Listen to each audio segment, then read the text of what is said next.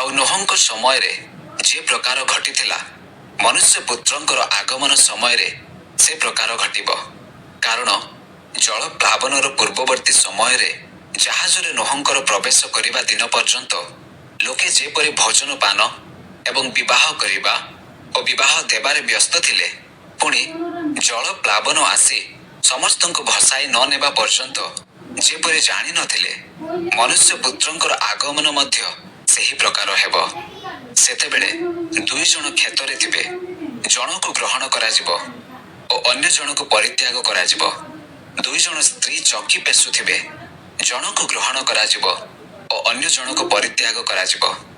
ଅତଏବ ଜାଗ୍ରତ ଥାଅ, କାରଣ ତୁମ୍ଭମାନଙ୍କ ପ୍ରଭୁ କେଉଁ ଦିନ ଆସିବେ ତାହା ତୁମ୍ଭେମାନେ ଜାଣ ନାହିଁ।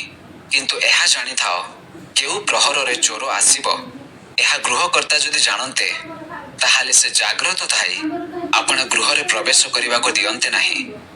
ଏଣୁ ତୁମ୍ଭେମାନେ ମଧ୍ୟ ପ୍ରସ୍ତୁତ ହୋଇଥାଅ, କାରଣ ଯେଉଁ ସମୟରେ ତୁମ୍ଭେମାନେ ମନେ କରୁନଥିବ, ସେହି ସମୟରେ ମନୁଷ୍ୟ ପୁତ୍ର ଆସିବେ।